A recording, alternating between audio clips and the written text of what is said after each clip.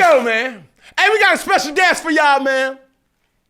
Fourth down, fan questions of the week. Before we get into it, I must introduce him as a person who I grew fond of the more that we played together. Great teammate, great family man, great community ambassador. This particular individual has taught me so much, and I've definitely taught his ass a lot. Fair. And one thing that he's learned from me, even to this day, don't fuck with me, because you're going to fuck around and find out. I don't even want to call this shit pleasure, because it's not pleasurable. Met with the team. Don't lie to the people, man. Don't lie to the people. Man, I'm trying to introduce your ass, bro. Like, just sit back, relax. I don't want you this lying my in show. The introduction. Don't lie in the introduction. It's all pleasure. No, JC. Here we go. I do not have a pleasure of introducing this young fella, but some of us have to dye our hair black, and some of us don't because of how old we are to hide that. But I had the honor of playing with this gentleman for far too long, and I think we have a connection that will far exceed, hopefully, our lives. The Newtons have always dominated the Davises and anybody else's. So without further ado, I present to some and introduce to others my former teammate and brother for life, Thomas Eduardo Davis. Hey. What's up, my brother? What's going on with you? How you feeling today? Man, I'm good. How long have you been dyeing your hair, though? Because I ain't know that. That was new to me. Dyeing my hair? I don't dye. I live. Got him already. Oh, that man stumped already. No. Like, what is he talking about? You just said that somebody been dyeing their hair. Okay. It ain't me. Y'all about to be cutting up all show. Well, you got to dye your hair to hide the grays, Thomas. No grays. No grays. This ain't no edit. It's all God. And okay, so let me tell you. Can I give him a backstory? Go with it. Hey, go for it. That's Say what we're less. here for. Okay, so we're here to share stories. As for the people who sees this rather funny looking gentleman sitting down in the confines of his house, and he says, or you see a shirt that says Dior, Dior. Now, I would like to thank myself and my visionary kind of patience to also say I have a large influence in the man that TD is today. When I met TD would always come into the locker room dressed rather unappropriate. When I mean unappropriate, he didn't look like the money that he was making, ladies and gentlemen. I mean, it was just, what part of Georgia you say you're from? Is it Snellville? Shelltown. Whatever. Put some It's respect something. on it. Okay. It looked like, when it's a saying where you be like, bro, you country.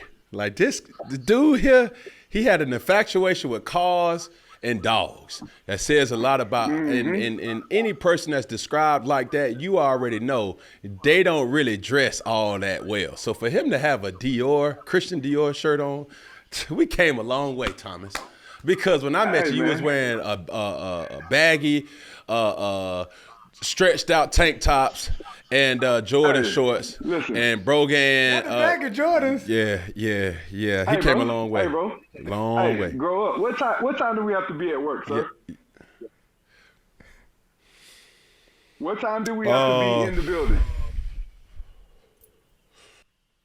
Hey, I answer for you. We had to be there. We had to be there damn early. So I thought about to get up early in the morning and say, hey, let me put on some clothes that's gonna impress Cam. Let me make sure that he think I'm fly. Yeah, exactly. Watch your mouth. Put some respect on it. I'm coming to work comfortable. Why not? We got business to do. We got to carry the offense every week, so I got to make sure that we knew what was going on. I carry the offense. No, look. I carry the Yeah, offense. he heard me. He know what time. He knew what time it was. He knew what time it was. He trying to slip on them little jazz, but we got to get into the fan questions, But you already Thomas. know. But you know, we got our little section going on in Newton's Law, and this gonna be fun. Now, is there anything that you got going on right now that you need to know? Because you're retired. What does a typical day in Thomas Davis's life look like? A typical day, you know, it's usually pertaining to something with my sports bar right now. You know, 1058. We closed for a month for renovations. We got it back up and running. New and improved. The vibe just different in there right now, man. And I love it. The city love it. Still waiting on my brother to come grace the building with his presence. I mean, fellowship first day, I recall your boy was in the building. I'm just saying. It was now. I mean, they got pictures to prove it. I ain't even been to Charlotte. The sky don't lie. Man, I don't care about that. I ain't even been to Charlotte. I wasn't supposed to be in Atlanta. But my brother had something going on. It was a Super Bowl. I showed my ass up. Stop it. I showed my ass up. Damn the Super Bowl. You was in Atlanta. You was in Atlanta for the Super Bowl. Newton. Stop the cap. I was there for Cam Well, Newton. Look, it ain't nothing for me not to get invited places. Newton. That's why I was in the building. That's it. No full government. That's cool. But I feel like my whole relationship with my former teammates told on themselves this year. Because I ain't get an invite to, 1058, or I ain't definitely get an invite to Christian McCaffrey wedding. I would hate. They say third time's a charm. I'm here. You in your feelings about what C-Mac did, and you trying to take it out on everybody. It ain't, bro. Come on, bro. Give me a hug, bro. That's what it is, huh? It wasn't me, bro. It wasn't my fault. I ain't get invited either. Come on. I ain't get no invite either, and I ain't changed my number. TD, we know why. We know why you ain't getting no invite, but for me, I don't necessarily know why I ain't getting no. They want to pretty people at the wedding. They want to scare all the. Yeah. Look, we gotta move on. Look, I want to apologize to all our viewers because this is about to be a crazy show. Listen, man, with TD and Cam. Bro, Cam, when we circle back, bro, you get 41, you gonna wish that you look this good. You 41? I am. Ooh, I am. Damn. 41. Can you do something for me? 41. Can you hit her with the rich flex? Man, put some respect on me, man. All right, here we go, Peggy. Peggy, what we got, man? All right. What we got is Set C, all right? It's a 3-month member. Shout out to Set C, man, for being an icon. Everybody shout out some love. So they say, do you watch preseason football or does it bore you? So TD up first. Do you watch preseason football or does it bore you? I'm a huge football fan, so I watch preseason. I'm always looking at the big time rookies, looking to see how these guys perform in an NFL setting, seeing how they're getting acclimated to the NFL game. But I'm always checking in on my Georgia Bulldogs, man, because we usually put a few guys in the draft, and I want to see how they're acclimating as well to the NFL game. So I'm always keeping up with my Bulldogs. No, I don't. I ain't gonna lie. Because I know it's not a lot of things that's going on in sports right now, and all the excitement kind of goes to, like, overanalyzing a position. You see what I'm saying? And now, week 1 is different than preseason because it didn't count. But it could either be hella fluffy or, over analytical things. For example, I give you one. Devontae Smith, right? He came out of Alabama, first-round draft pick with Philly. Yeah. I happened to see that game, and he had the case of the drops, right? All preseason. But everybody knows Devontae Smith is a good receiver. You know what I'm saying?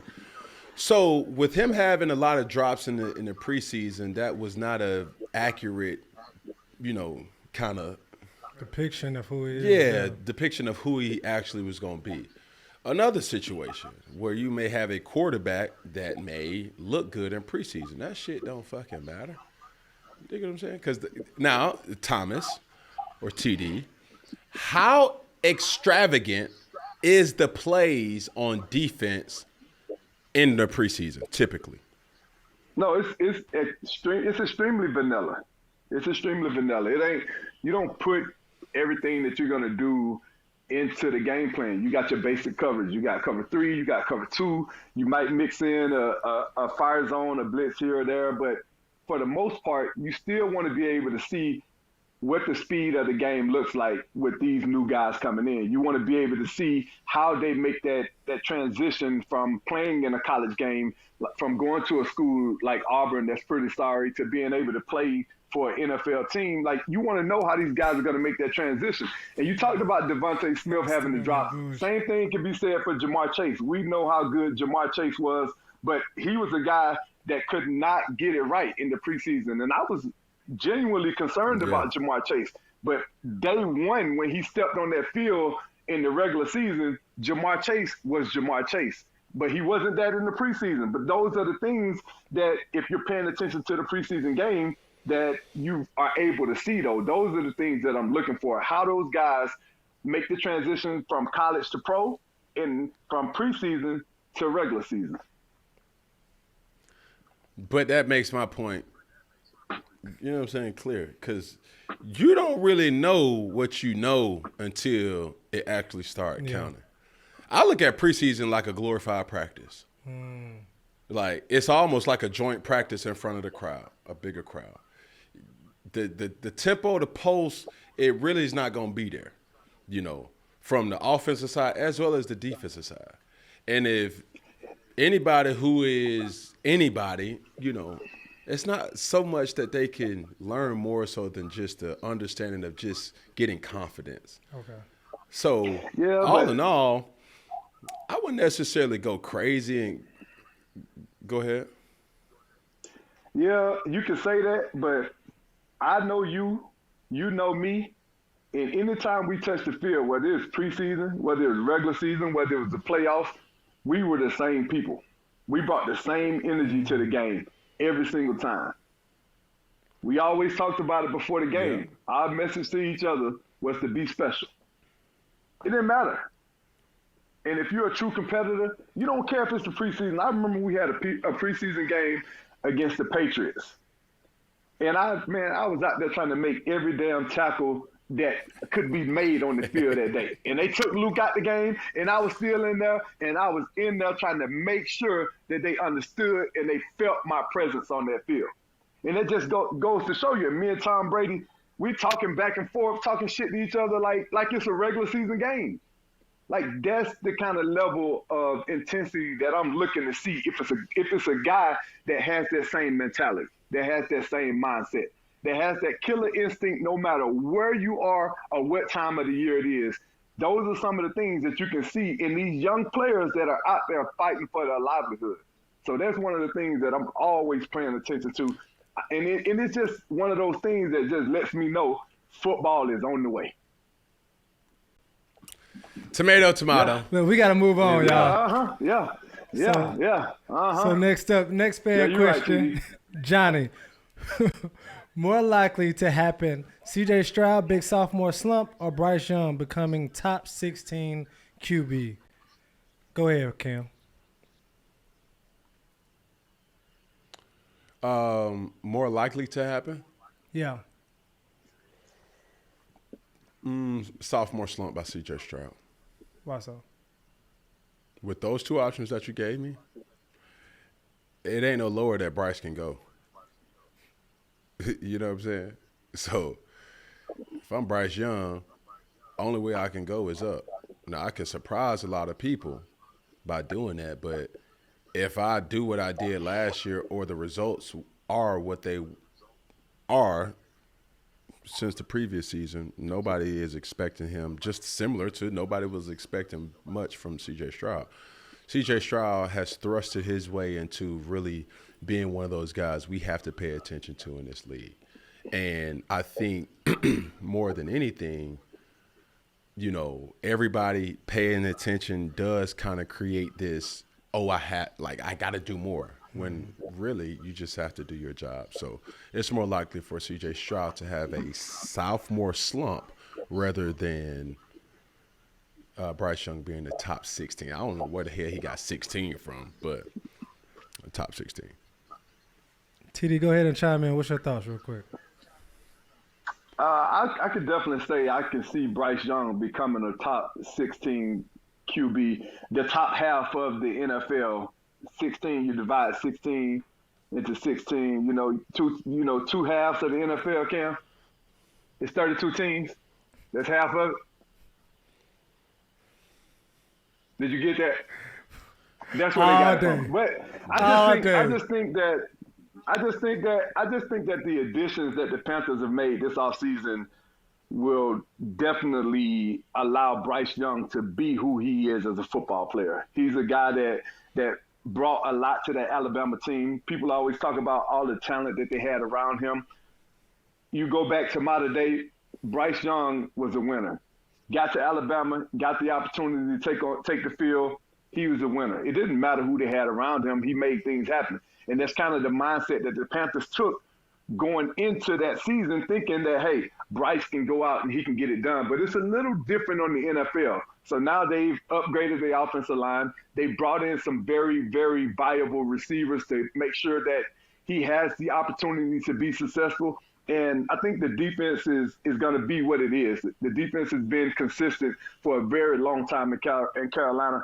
But if you look at C.J. Stroud and what they've added to that team, you add a guy like Stephon Diggs, and then you add the whole offensive nucleus that they've added to the Houston Texans. And to me, they instantly become a contender for an AFC championship game. If he's able to go out there and play with half the ability that he had last season.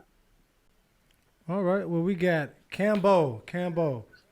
It said if TD couldn't include himself or Cam in the Panthers Mount Rushmore, who would be the four? Real quick. Go ahead. Start it up, Cam. We can't use TD. Julius Peppers. Okay. Steve Smith. All right. Sam Mills. All right. And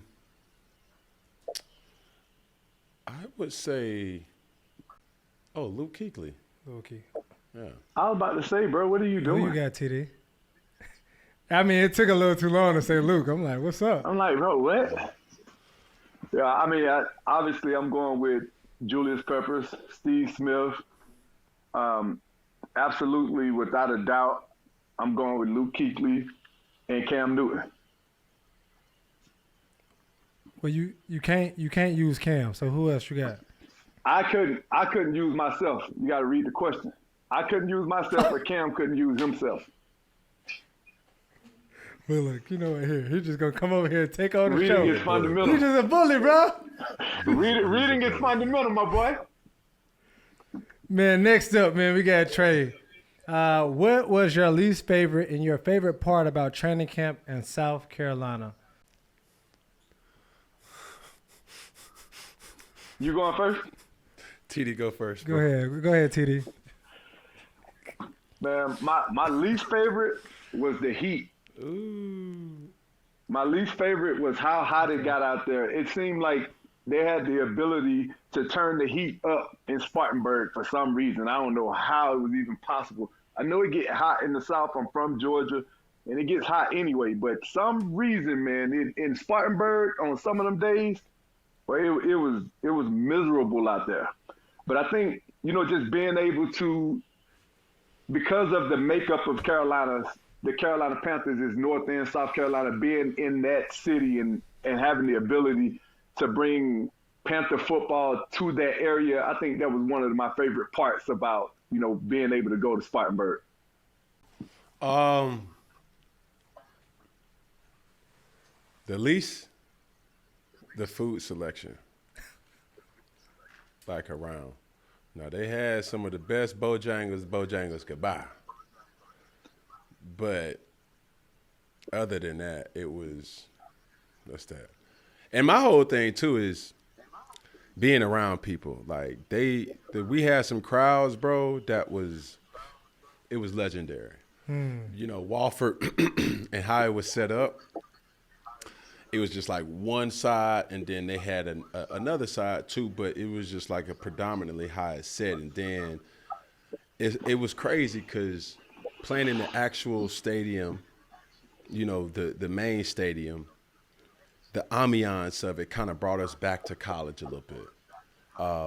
Seeing the fans sliding down the hill with the kids and, you know, everybody kind of having this picnic. I haven't been back in a while, so I don't know if it's the same, but it's just a nostalgic kind of thought that I would always, you know, see the fans behind the hedges. And just, I always fed into the crowd, you know what I'm saying? Like, that was just my thing. Like, Yeah. like good, bad, or indifferent, like, I knew I just needed to lean into it, you know? And the best thing, too, and people think this is disingenuous because you hear it, bro. I love competing. Like, and then talking shit. Ooh, motherfucker, you gonna get it today, boy. But now, you had some trigger words. Like, we knew what we couldn't say. Yeah. You know what I'm saying? But, you know, that was just probably the best thing. Like, it was a whole multitude of, you know, TD obviously was a spearhead of who I went to talk shit. Luke had a subtle way of talking shit. Charles Johnson, Captain Munnerlyn. Another person who was real subtle with talking shit was like Roman Harper. You see what I'm saying? You said him before. Yeah. He'll be petty. Yeah, super petty. But, you know, that whole, how can we fucking forget Josh Norman? Well, speaking of Josh Norman, stay right there. Because the next question, fan question, Mason Silva says, I want to hear TD's side of Cam Burst Norman practice. TD, let us know what's up. Listen, man, that moment was just, it was crazy. It's literally like it was surreal because, like Cam just talked about, we always went at it in practice. We always kind of, you know, jabbed at each other back and forth. And there was never a time when you came to a Carolina Panther practice where you didn't hear myself or this dude going at it. And Coach Rivera used to always welcome that. And, you know, it became a thing where Josh kind of started to find his way and he started to become who he became. And, you know, Josh, you know, he's a prideful person. But I told him, man, hey, if you're going to talk shit and you're going to get in somebody's face, you better not be getting dangled and hung around by the quarterback, man, because ain't nobody going to respect you in this league after you allow that to happen, man. Because, hey, that's a big-ass quarterback, though, TD. That was one of those, I don't give a shit how big he is. I sit him on his ass. I told him that he don't want no smoke.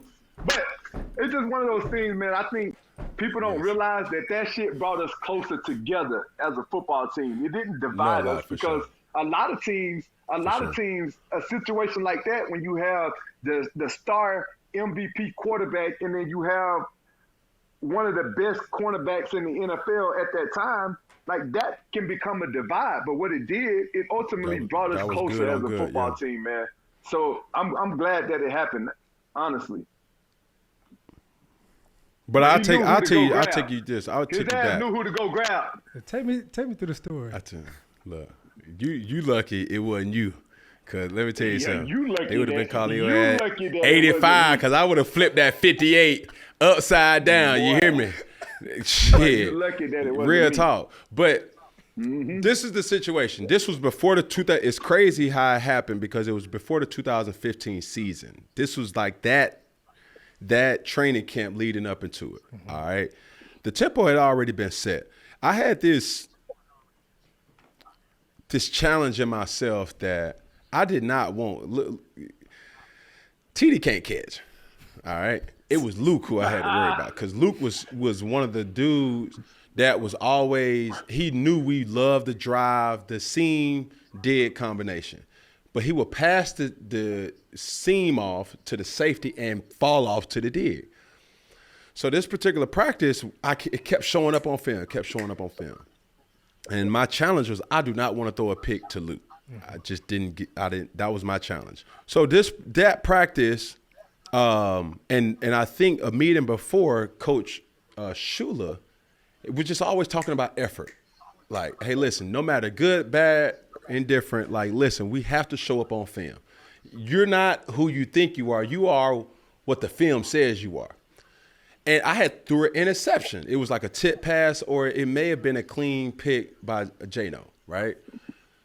So I'm going, to kind of tap. Like, we had this thing in practice. Like, if you do something, boom, just tap his hips, and then boom, whatever. So when I threw the pick, Jano had like stiffed on me, and he's so hard that my face mask kind of like came like down over my face. So I'm like, hold up. And anytime a big play happened in practice, he finished the whole play. He ran the whole field. You know what I'm saying? And it was just like, okay, cool. Getting the crowd involved. It was one of them type of days, right? It was overcast. I remember it like it was yesterday, So when he scored the touchdown or whatever, that's when I was like, hey, man, stop that shit now. All that shit gonna get your ass whooped. One thing led to another, and then you see the rest was history, But that was just the competitiveness that team embodied. I didn't see Jano. I saw the enemy. And after practice, you know what I'm saying, it was just all love. You feel what I'm saying? Just like the same thing with TD. Those great teams, bro, have this continuity that's hard to kind of mimic. It was in the space table in the dining hall. It was playing Madden. It was playing NCAA. It was playing 2K with the guys who played the game. And then it was just a unity on the field or even with the pig tournaments. Like, it was that competitiveness that everybody brought something to it in their own way. The way you talk to TD is different than how you talk to K1 Short. The way you talk to K1 Short is completely different than how you talk to Charles Johnson or Julius Peppers or Ryan Khalil and things like that. So, everything really kind of took off. And I remember kind of listening to the radio shows, and it made national news with ESPN, and all of it was negative. But when you look at the greatness, as TD was talking about, of great teams, what's expected. And you can't apologize for having that edge. Either you're going to live with it or you're going to die with it. And nobody was above the law. If I was tripping, TD could check that. If TD was tripping, you had Pep, you had Chuck, you had all these people that was going to check that. You know what I'm saying? We did not want to create no distractions, because everything that made everybody, the distinct selves, was what made our team great that specific year. So, well, that's solid, man. Yeah. Well, we gonna get in. I got a story. It's funny that you say that, because it was funny that with the banter that we used to have, Coach Rivera would always be like, hey, if we got quiet any day defensively, he would look over and be like, hey, come on, talk that shit. Like, where y'all at? But it was crazy, because McDermott used to hate it. He hated it. He could not stand that shit. So I'm like, bro, like, what do I do? Do I keep talking shit to this dude, or do I listen to the head coach? Do I listen to my DC? But at that point, I'm like, man, you know what? Fuck it. We gonna go at it every single day. His ass gonna have to hear me every single day. But what people don't realize, and I don't even know if Cam fully understood or really realized, when you show up every single day at practice and you talking shit to the other side, you got to perform every single day. You got to bring your A game every single day. There's not a single day that you can come out there and feel sorry for yourself, because you're going to get embarrassed. You're going to get embarrassed. And if you are truly competitive, you ain't going to let that shit happen to you. And that's what made us the football team that we became, because we would go at it every single day. And it wasn't just about me, or it wasn't just about Cam. The offense knew they had to raise their level to make sure that Cam didn't look bad. The defense knew that they had to raise their level so that I didn't look bad. So every single day, man, we're competing. We're going at it every single day. And when we walked off that field, it was all love. It was all fun. and we talked about, hey, we took that L, I'm going to kick your ass tomorrow. Don't worry about it. I'm coming back. Like, and that was the banter that we had, man, and that's what made us a special team. It was so many days that Cam ass walked off that field sad, and he didn't really want to talk to us anyway, but we pulled him in, bro. Like, come on, bro. You got tomorrow. You going to get another shot at it. But today, we kicked your ass. And that was the reality. And that's what I tell people all the time, man. Like, that's what made that team become what it became, because it was like playing on Sundays every single day. Every single day. So, just real quick, I'm going to let you get because he just throwing grenades and hiding his hand. Because we got to still get in the news law. We got to. But the truth about it is this. When I talk, I didn't give a damn if it was McDermott who was going to reply. If it was Ron Rivera, I talk shit to everybody. Not a lot of guys on the offensive side was the tempo. You knew who was going to reply. You knew who was the talker. You knew who the talker was. When I started talking to TD, then that's when Luke started talking, and then that's when Cap started talking, and then that's when Chuck started talking, and then when they would say anything to the offense, well, nobody else was gonna say something besides me. So sometimes this is the thing that I even have, concerns with players today. A lot of people can't compartmentalize correctly, especially on the field. I had a toxic ability to be able to laugh, giggle, and still stay focused. A lot of people cannot do that. Yeah. Like when you hear somebody laughing, that means they're not focused. When you hear somebody giggling, they're not. I never really performed well when I was just like mad as hell. Even though when I was like flexing, I wasn't mad. I was just having fun. You see what I'm saying? Now, my ability to talk to TD and talk shit to TD, Coach Rivera would kind of get away from it because it could be distracting, but I was still locked in. That's how I would stay engaged in practice. I wasn't the guy to just be quiet and sit over there in the Gatorade and just drink Gatorade or water. Like, that wasn't me. If I was doing that, I was really mad. You know what I'm saying? Like, that wouldn't like me. But we had some battles, had a lot of fun. And don't let your pride get in your way, TD. Let's get into New England. Here we go. Main segment, we're going to talk to Mr. Davis in regards to a slew of things. I don't even know where to discuss. A lot of things, too, that we have connectivity and continuity with is we both played in the SEC. Obviously, TD is earned all SEC honors, 3-time Pro Bowler, and obviously NFL Walter Payton Man of the Year. Interesting fact about this, Peggy. I'm going to tell you something. Do you know the Carolina Panthers is the only team in the NFL that is responsible for having a Walter Camp Man of the Year, an Offensive Player of the Year, a Defensive Player of the Year, and an MVP? Wow. I did not know that. The only team. Did you know that, Eduardo? I did not know that, Jarrell. You went to Georgia. A lot of folks don't use their real brains there. Well, there you go. Look, let's get into it then, man. They just tell y'all. They just tell y'all every damn thing. My question to you. Here, put this down. Write this down. Write this right here. Mm-hmm. And it helps. Mm-hmm. It helps. No, so, yeah. Mm-hmm. Until you leave. One of my favorite stories in regards to TD is a lot of people don't talk about how resilient this guy is. My first year in the league, TD was coming off an ACL injury. Mm-hmm. The second game of the year, he tore his ACL again. So this is the third ACL, and still came back and had a very illustrious, career for what it's worth, as people know him now. What were some of the defining moments for you, TD, over your career?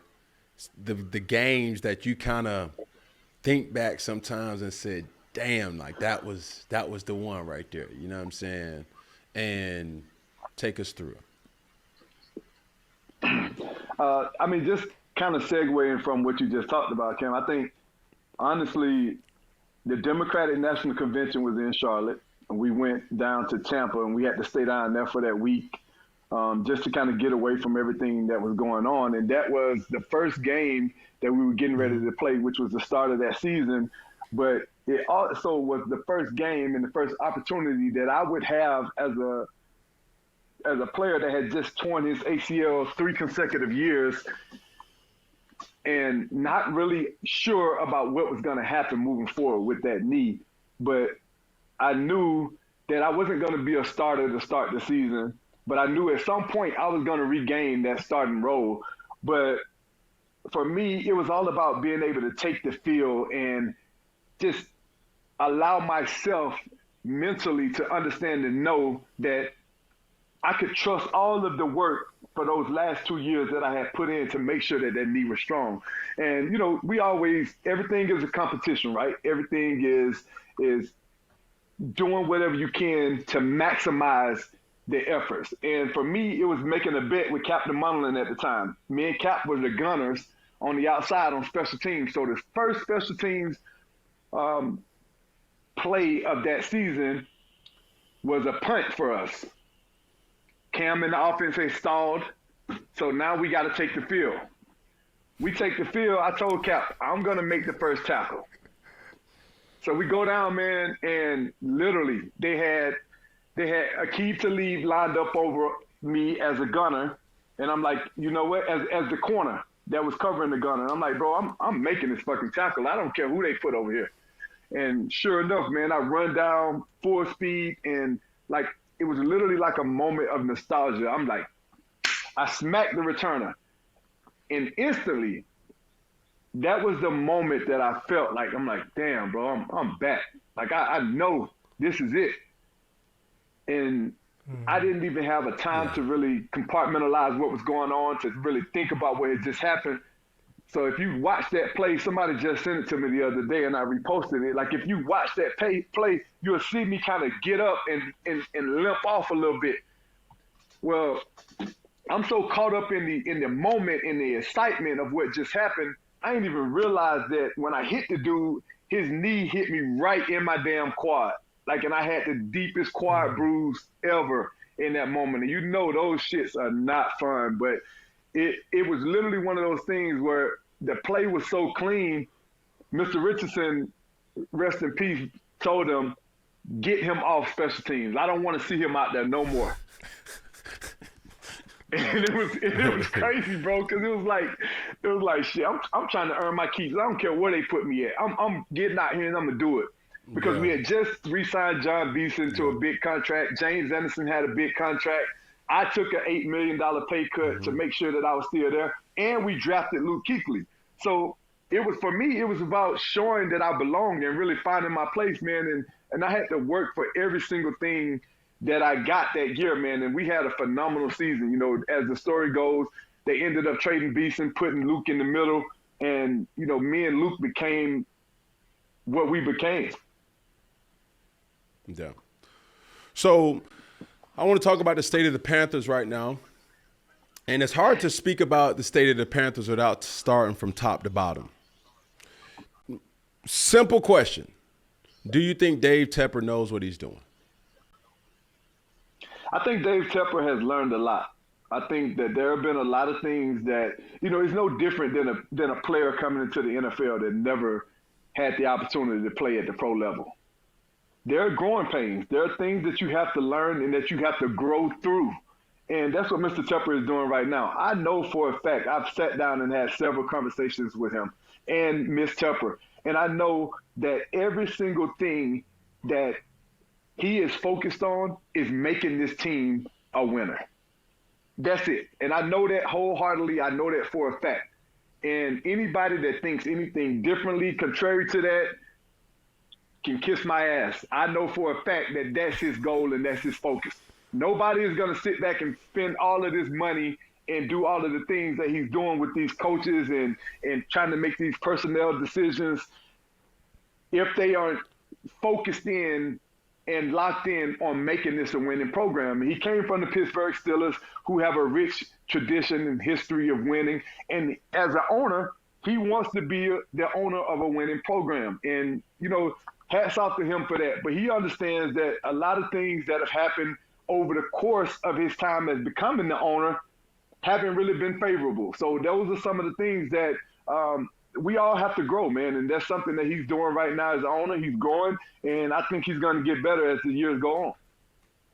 Now, as you're speaking about certain things, TD, and I'm speaking on not just from my internal knowledge of the situation, but also from the fans' perspective. A lot of these issues came by way of his decisions. So no question. Whether wanting to win and setting the franchise back, giving a coach full access to be what he needs to be in Matt Rule and fleshing out the leadership in that 2015, 2016, that 18, personnel, and just trying to start over and rebuild, trading away Christian McCaffrey. You got Brian Burns, who, could have and is an elite pass rusher. Now, I don't even know what question to ask more so of. The concern is the turnover rate from coach to coach to coach, from personnel to where is the stability in the franchise as a fan of the Carolina Panthers? Hey, it's growing pains, Cam. Like you just said, like it's a lot of turnover. There's a lot that has gone into the decision making, and I think ultimately Mr. Tepper understands that he knows that some of the decisions that he made haven't been favorable with the fans.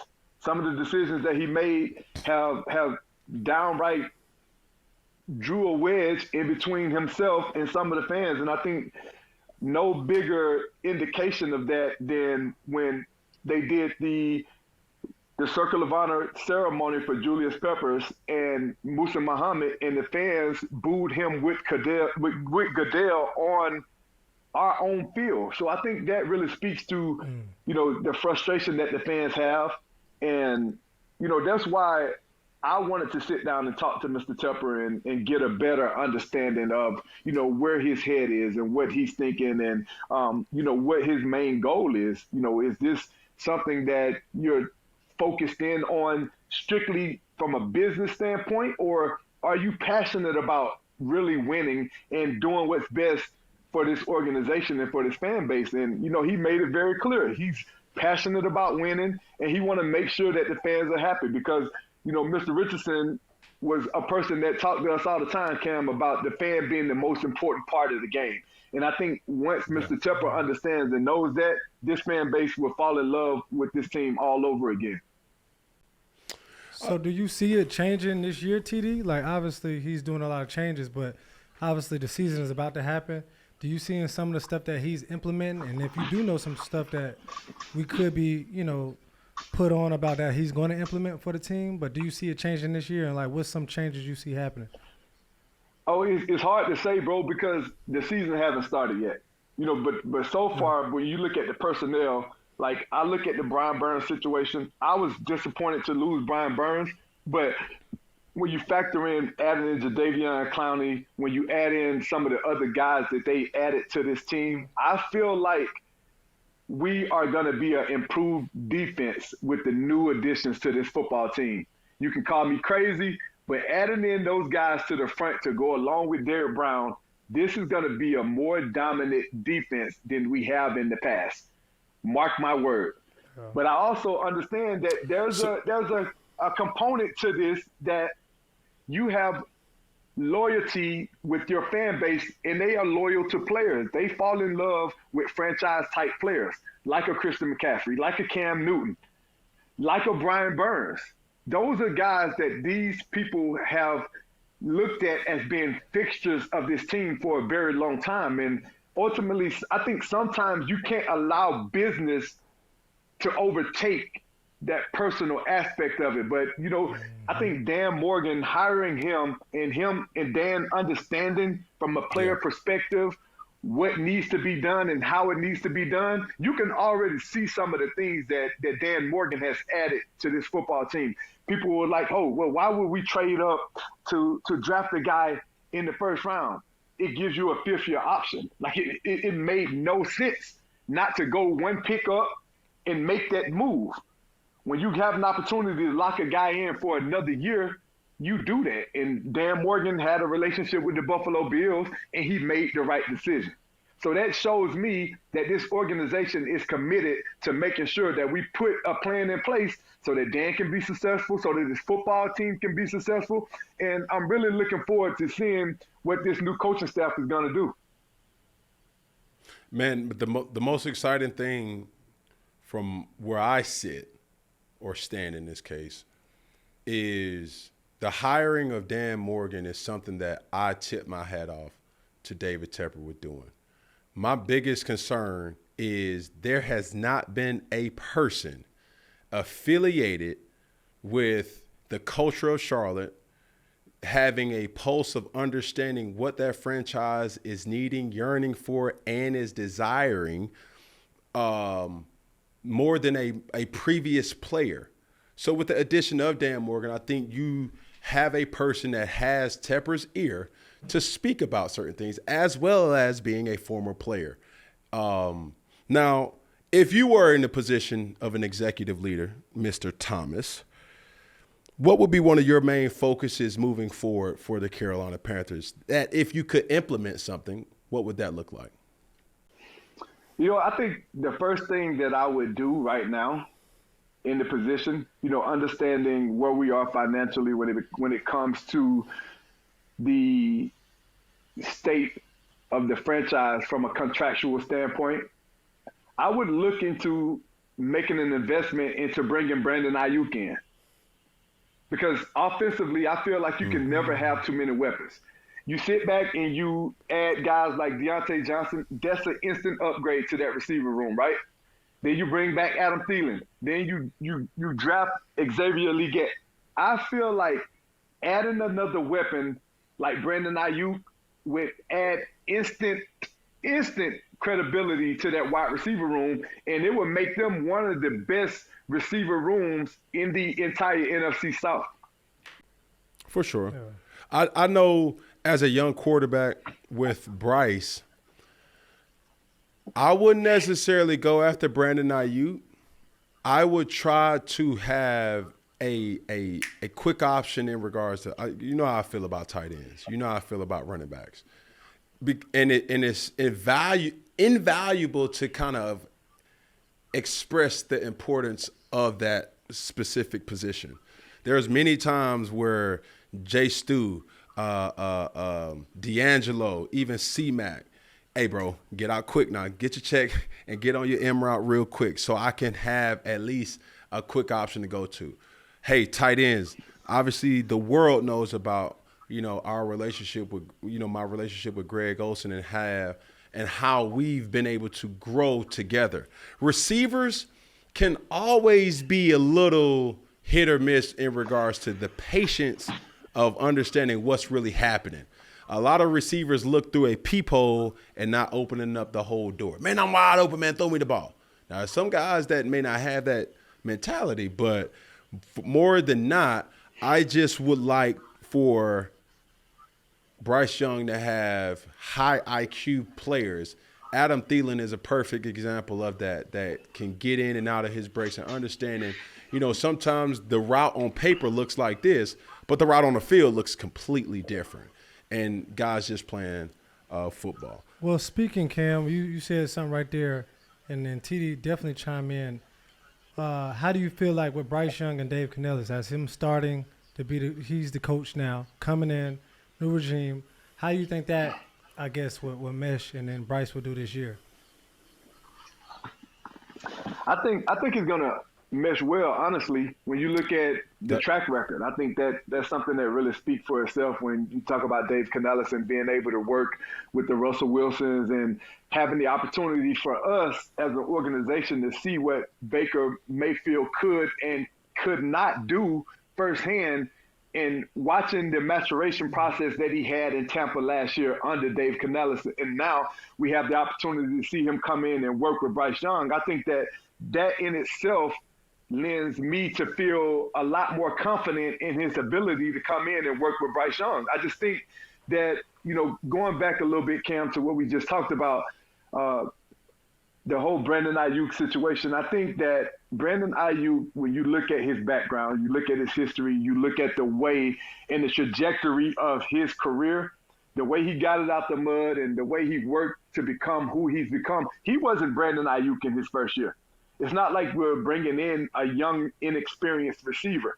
He has worked extremely hard to become the player that he's become. That's why he's demanding what he feels like he deserves so much, because he knows that he has to put a lot of work in to become the player that he's become. And we all know with business, at any point, you're an injury away from being sent home and never playing the game again. So for Brandon Aiyuk, I just feel like he would be a great addition to Bryce Young. Cam, I know you love tight ends, and I'm extremely excited to see what this young tight end that we just drafted from Texas is going to be like, because he dominated at Texas in a lot of different ways. And I think that him coming in is going to add instant value, along with Ian Thomas, along with some of the guys that we already had in that room. And I just feel like the tight end position has definitely been solidified in Carolina.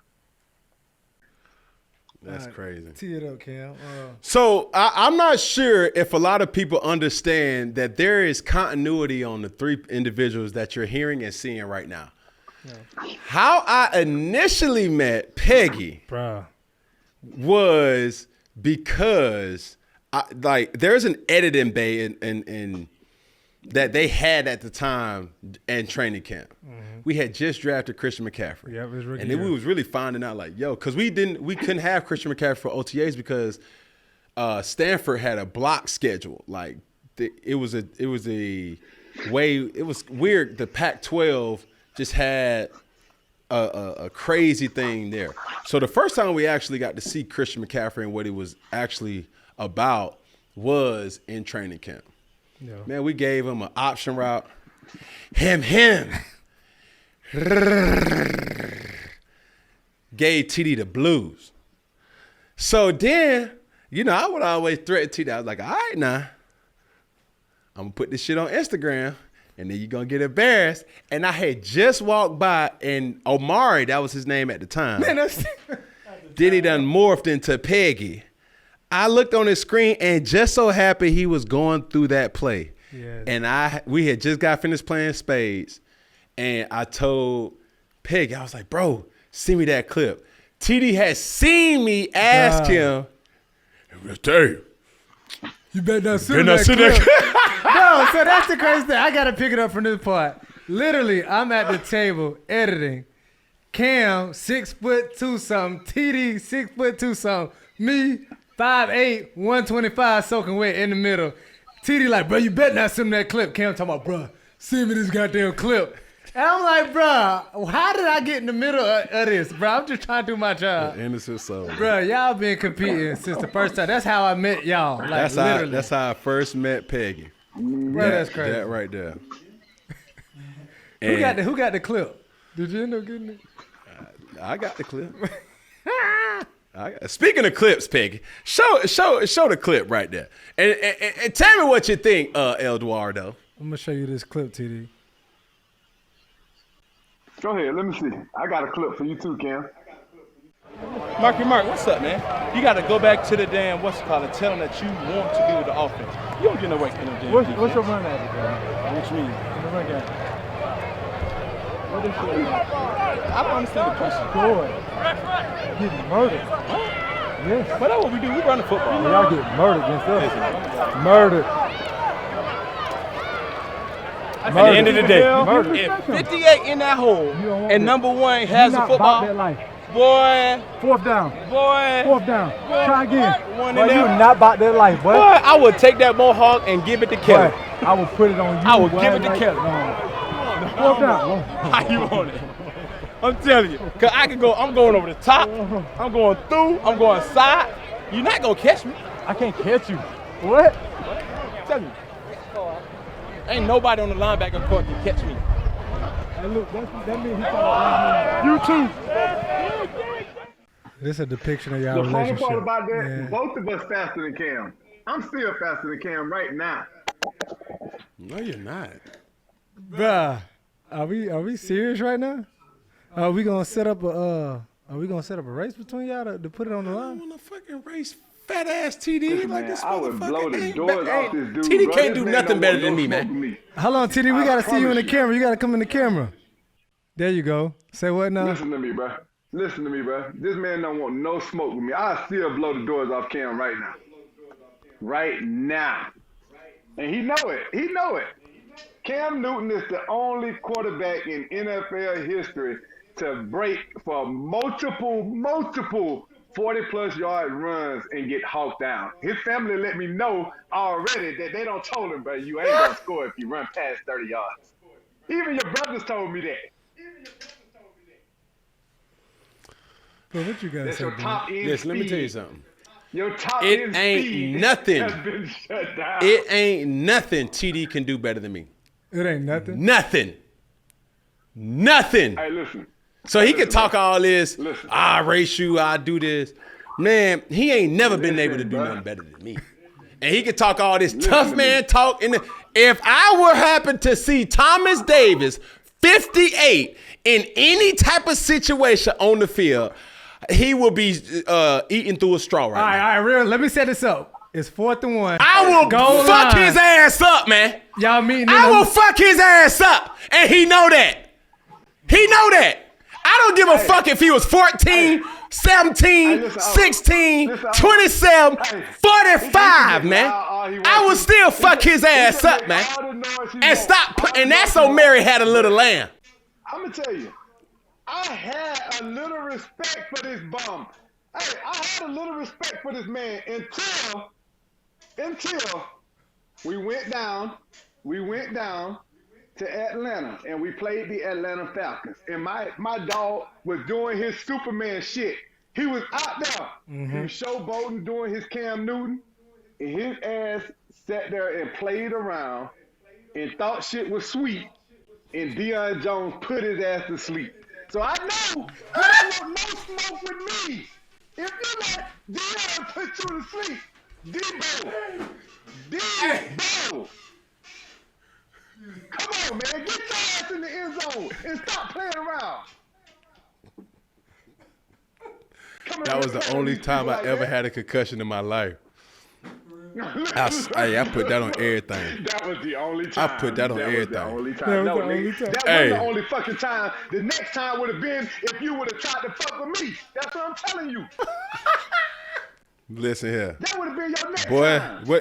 what they call him, Look at Debo? they put your ass in that red jersey. Hey, you remember that day in practice where it was 4th down? And we sat there and coach put us in that situation. He was like, right here. Byron Bell said, we're going to run the ball right here. What happened? Did y'all score? TD. Did Do y'all you really score? think? I don't need all that bullshit. Did y'all score? Yes, we scored. We on fucking lie. Pour the film. Y'all gave the ball to Mike Tober and Luke stole that shit. They didn't even use you as no option because they knew we were going to fuck you up. So they were like, nah, we ain't going to put Cam right there. Y'all gave that shit to Tober Hey, and we stoned his ass. Look. Hey, let me tell you something. Tell me I whatever you want. I'm listening. you know when it come to me, I don't do too good with threats. First off. And I don't get no I don't care about none of stripes. that shit because I'm glad I don't make out of threats. I don't get no reps or no stripes on my motherfucking helmet or no stickers on my helmet by doing it to people that I know I can do. So I don't usually even entertain folks like TD. But this motherfucker keep talking. He know he ain't fucking with me. It's no part of TD's career ever.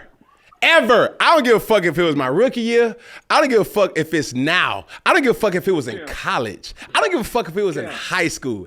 TD, on everything that I love, have loved, and will loved. Boy, However you want it. Yeah, look, you know However you need it. When a motherfucker However you want it. They don't. Hey, However. that's how you know they don't even believe the bullshit they saying. They don't even believe the bullshit coming out of his own mouth. Because one thing about it, you have sat your ass over there on that sideline with that towel on your head enough times, it seemed the fucking crowd go, ooh. And why did they do that, Cam? Why did they make that noise? Because I was fucking somebody up. That's what happens. Okay. And you wouldn't be no different. You wouldn't be no different. I'll fold your ass up. I don't told you that. And every time for every time that crowd said, ooh, I guarantee you I got my share of oohs too. So however you want to look at it, Mr. Thomas Day. That's the only comeback you got. You're not, it's hard for me to sit back. I'll pull it back to 3 yards. It's hard for me to say that Thomas gonna stop me by himself. No. And he knows that. In today's NFL or in old NFL? Motherfucker, it's only one NFL. Stop over here acting like it's two different NFL. I'm going to run through you, around you. I'm going to shake the shit out you, or I'm going to just jump over your little bit ass. Y'all only got 5 more minutes. We gotta clear this up because y'all gonna be arguing all He day. wasn't fucking with me when we was on the same team. He definitely ain't fucking with me while we away from the For game. you to say that it ain't two different NFLs, when I first came into this league, we could knock your ass out and we could get knocked out and come back in the game. That was one NFL. In today's NFL, if you hit somebody too hard, they're going to suspend the fuck out of you. That's what happened to me. I'm living proof. So if it's today's rules or the old days rules, either one. Listen, I'm going to tell you the rules that we play. We playing in today's rules. And I'll take my suspension because I know I'm going to hit your ass so hard, I'm going to get kicked out the game. One of them rules, I'll fold your ass up. Ain't nothing changed. Coach Rivera used to save you every day. No, y'all stay off the quarterback. Stay off the quarterback. Coach Rivera was the only one protecting you because the league didn't give a shit. They ain't called no flags when you got hit. Look, man, we can't keep this going. Man, TD, man, before you get up out of here, bro, we want to talk about your Panthers legacy, bro. Tell me and tell us about your transition into retirement. Like, what was the first thing that you got involved in mentally, emotionally? What did it feel like when you finally said that day that you walked away from the game? You know, so I had an opportunity to really be around a lot of dudes that made the transition. Some dudes made the transition on their own accord. Some dudes had the transition because, you know, it was just the end of the road for them and nobody wanted to sign them. So I sat back and I watched how people struggled with the transition, even the guys that knew exactly what they wanted to do after the fact. So I wanted to have a plan in place. When I won the Man of the Year, I met this lady by the name of Tracy Perlman that works for the NFL.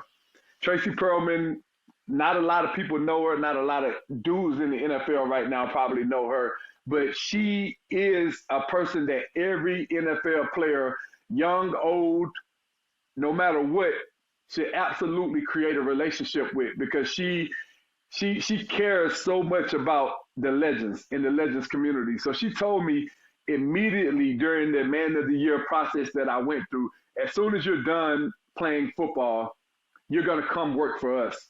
And that was one of the first things that I did. As soon as I made the announcement that I was retiring, Tracy called me right away and I started instantly working with the legends community. And it's been something that gives me purpose. It keeps me grounded. It keeps me locked in and connected with the game of football, but also being able to just really pour into the lives of, you know, my son, my nephews, and my extended nephews that live with me, all 16 years old, all getting ready to go into their junior year in high school, coming off of a state championship season at Weddington, and knowing that my son right now is one of the highly recruited players, I'll say, and then my nephews as well. They each have 30-plus Power 5 offers. I think just being present and being able to make sure that I'm instilling all of the values that I learned, you know, off the field, on the field, and in life with them has been truly special for me. But it doesn't matter at what point or when it happens or how it happens. When you have to make that transition is never something that's going to be easy. And it started out easy, but I've had my rough times with being away from a game that I love so much and that I put so much energy, effort, and time into being good at. So I think without a doubt, just being able to navigate this transitional space has been something that has been very rewarding, and it had its challenges at times. But as I look back on my legacy, I'm extremely proud of the body of work that I was able to put in as a football player. Being able to overcome all of the obstacles that I overcome, being able to just accomplish some of the things that I've accomplished, man, I think those are things that are going to last for a lifetime. Yeah. And so me and Cam, I got to address the elephant in the room. And me and Cam bump heads about this all the time. And I'm pulling left, he might pull right, or he has, his own understanding. But just the significance of Cam and the Panthers, right? And obviously been away from the game. He's been away from the game for a little bit of time right now, and it's a transition that's going to be made, but inevitably. But how do you think the Panthers or the city of Charlotte should celebrate Cam if the time ever did come for him to retire? Not how they should, how we're going to celebrate him. When that time comes, he makes that decision, we're going to celebrate him in a big way, man, because nobody brought more to an NFL city than Cam Newton brought to the Carolinas. Nobody has done more for a single city and for a single organization than Cam Newton has done for the Carolina Panthers. And whether he understands that or not, whether he looks at it the way that it should be looked upon, when you walk into a fan fest and you see a man with the ability to completely control an entire crowd, let alone the crowd. We have more fans at our fan fest than are coming to the games right now. That was the Cam Newton effect. That's what he brought to the city. And I think that this city absolutely embraced Cam. Cam embraced this city. And, he talked about being an athlete and an entertainer when he got drafted, and he became that. He became one of the biggest names in NFL football, in athletics, period, by the time he was able to win the MVP. So I think without a doubt, man, that Cam, when you're ready to make that decision and it's time to make that decision, man, we're going to be here with open arms. We're going to embrace you, man. And, hey, you're going to be where you rightfully deserve to be, man, somewhere in that circle of honor in Carolina Panther history, man, because the amount of fandom, the amount of energy and effort that you brought to this city, man, it would never be matched again. It would never be matched again. So I salute you, man. I salute you in a big way. And I know that this fan base cannot wait to salute you once again. You can see how they embraced you when you had the opportunity to come back. I think that really speaks to how they feel about you. So I think, man, get your head out your ass, man, and come on back. There you have it. There, TD has spoken. Cam, you got any final words for TD, man, before you get up out of here? Always appreciation. Man, it's all love, always. You know that. I still kick your ass, though. Ain't that changed? Listen, one thing about it, it's gonna be like two phoenixes colliding. And let me tell you, it's gonna be only one come out on top. And the famous words of JJ, it's gonna be dynamite. Cause I ain't blinking, and he know that. He know that. Look, I hate talking about myself, but I'm gonna ask you this question to deflect from talking about this situation. Who's your favorite defense to watch now in the NFL? My favorite defense to watch in the NFL? Yeah. Oh, man. I have a few of them, honestly. Any defense that's being run by Sean McDermott, because I understand that defense inside and out. I love to watch, those guys fly around and make plays. So hats off to Coach McDermott of setting the standard and keeping that standard going. I think the San Francisco 49ers, another Coach Wilkes, they did Coach Wilkes dirty, man. I love C-Mac. I love our former teammates, but I don't wish nothing good on San Francisco with the way they handle Coach Wilkes' situation. I hope they lose the Super Bowl every single year with the way that they did my dog. And the Baltimore Ravens, man, I love the way that Roquan Smith and those guys have been able to perform. But to be honest with you, the number one defense that I think is going to be the number one defense in the league this year is going to be the Houston Texans. When you look at the additions that they've made to that defense and you look at what they already had, man, listen, Danielle Hunter added to that defense, and then you got the young buck from Alabama on the outside. Then you got what's the kid name? The linebacker from Bama, Kristen. I can't think of his name. Anderson. No. That's Anderson on the outside. But they got another linebacker, bro, from Bama. I think he was like number 48 or something. Hey, the kid gonna be special, bro. And then they signed the kid from Tennessee. What? Man, look, I bet they're gonna be top 5 defense in the NFL, if not number 1. If the Texans have a top 5 defense, I know for sure C.J. Stroud will be in the MVP contention. Because if you got a top 5 defense, like I had in 2015, it's going to give you way more opportunity. And you do not have to be special. Value of that. People don't realize the value of that, bro. I'm trying to tell you. There's so much value. Hold on. Listen to this. Listen to this. Listen to this. And this may catch a lot of people off guard, but must understand this.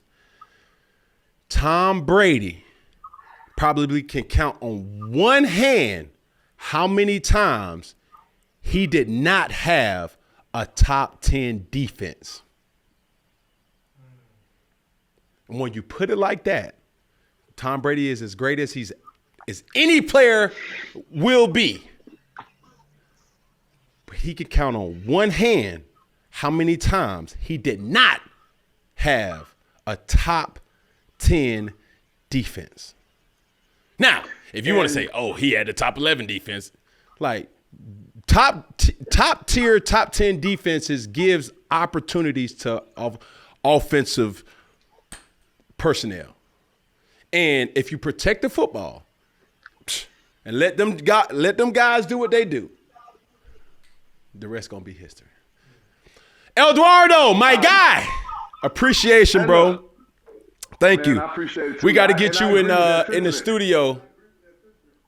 Say what now? I agree with that sentiment too. I said I agree with that sentiment too. But then you also look at Kansas City. They defense struggle, right? But there was still a stat that made the difference. They were still one of the top teams when it came to takeaways.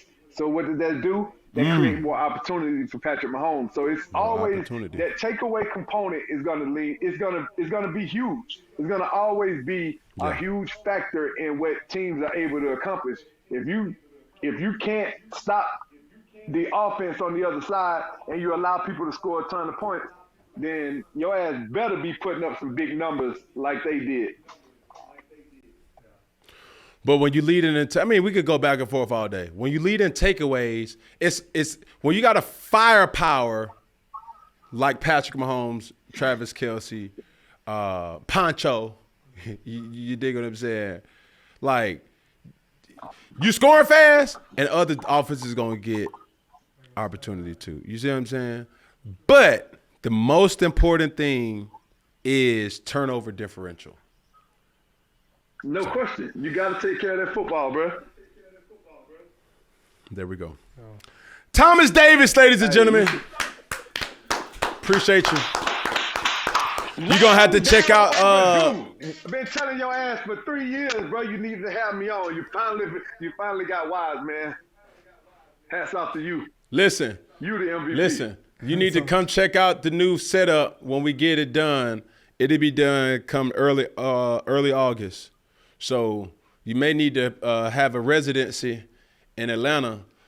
We breaking new ground. We already broke new ground. Yeah. And we're going to have an official 4th&1 setup. So all this buffering, all that spotty Wi-Fi that you ain't managed to get yet, you know what I'm saying?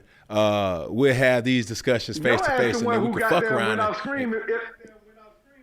If I recall, your ass the one who disappeared. We were sitting here waiting on you. No. But beyond all of that, fuck all that. Your ass better be at 10:58 at some point soon. That's what I know. I'm coming to 10:58 with my shoulder pads and my helmet on, cause you look like you need some vitamin F and F. Hey, I'm gonna start posting these goddamn pictures of me at fellowship, and I'm gonna add in. I'm gonna go down there up under that little message where you and C-Mac was going back and forth. I said, what do y'all think about a motherfucker that you show up for their shit and they don't never goddamn come see you? What day you want me to show up, TD? What day he need to show up? 7 days a week. 7 days a week. 7 to 12 to 12. Say less.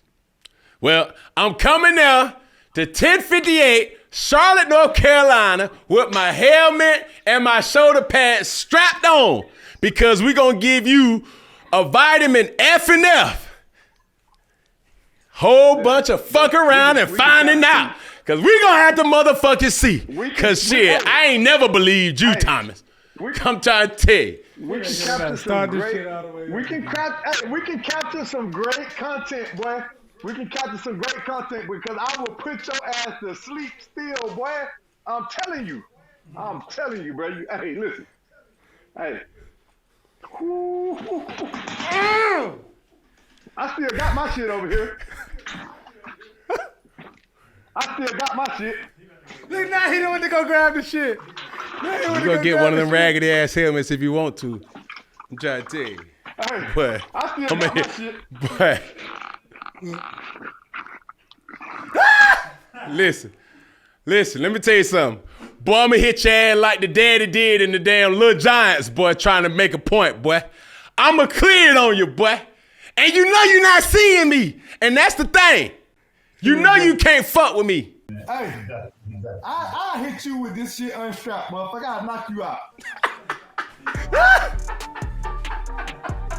Look at the way, bro.